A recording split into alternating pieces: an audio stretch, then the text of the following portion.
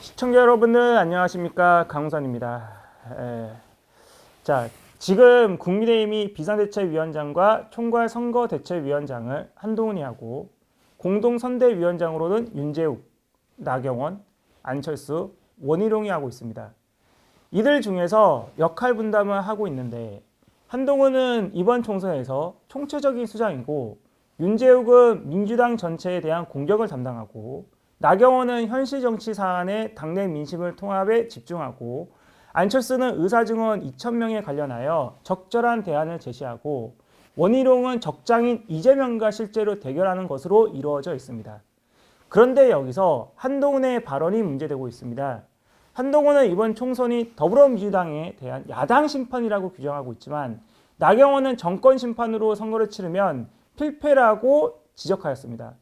4.19 총선이 25일 남아있는 오늘에 한동훈과 나경원이 바라보는 선거에서의 결과에 대해서는 이렇게 첨예하게 다루는 이유는 한동훈의 입장에서는 반드시 총선에서 이길 수 있다는 희망으로, 그리고 이번 선거에서 만약 더불어민주당이 압도적으로 이겨버리면 윤석열 정권이 무너지는 것은 한순간에다가 이재명이 의회를 독점하고 그 다음에 윤석열까지 대통령의 자리에서 끌어내리는 것이 예상이 되기 때문에 그 두려움에 의해서 나온 자기 합리화의 결과물입니다.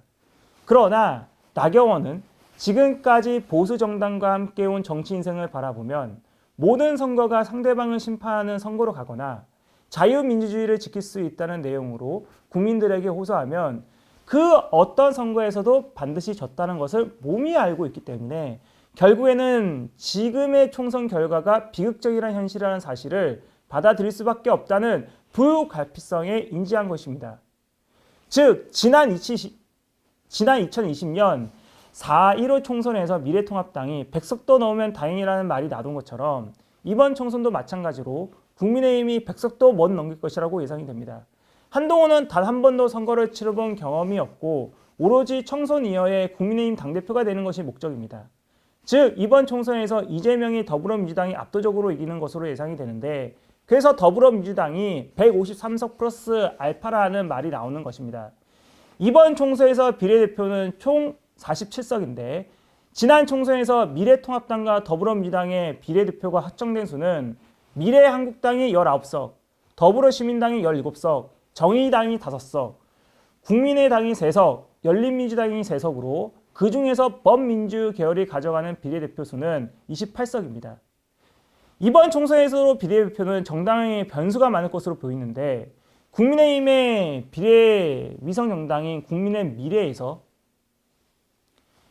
적어도 19석 정도는 예상되더라도 개혁신당이 1석, 자유통일당이 1석이 예상이 되고 있으므로 아마도 국민의힘에서는 17석 정도로 생각이 들고 범민주 계열에서 나머지 비례대표의 의석수를 차지할 때에 그 중에서 조국혁신당이 더불어민주연합당으로 다수의 비례대표에 당선될 것으로 보입니다.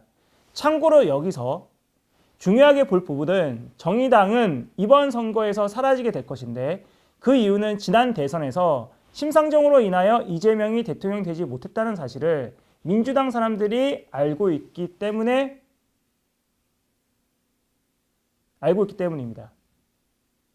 정리해서 말하면 한동훈의 국민의힘은 100석에 플러스 마이너스 5석이라고 보시면 되고 나머지 범민주 계열이 압도적으로 의석수를 가져가 200석 정도로 차지할 것이고 그 중에서 지역구 더불어민주당과 비례정당 더불어민주연합은 대략적으로 190석이 예상이 됩니다. 한동훈의 목적은 총선 결과가 어떻게 되든지 간에 총선 이후에 국민의힘 당대표가 되는 것이 목적이고 이재명의 목적은 총선 이후에 감옥 갈 수밖에 없는 운명이 기다려지기 있기 때문에 압도적인 총선 승리로 내가 다음에 있을 대통령 선거의 유일한 후보라는 사실을 국민들로 하여금 그리고 당원들로 하여금 각인을 시키는 것이 목적입니다. 이재명이 감옥에 들어가 있더라도 많이 있어봤자 6개월입니다.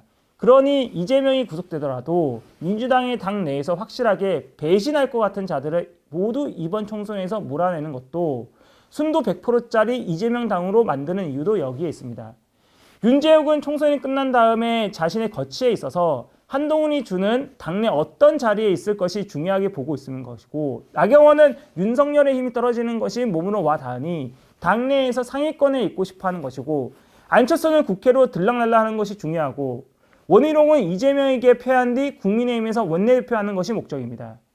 즉 지금의 한동훈, 윤재욱, 나경원, 안철수, 원희룡은 총선에서 패한 뒤에 차기 국민의힘 지도부라고 생각하시면 됩니다.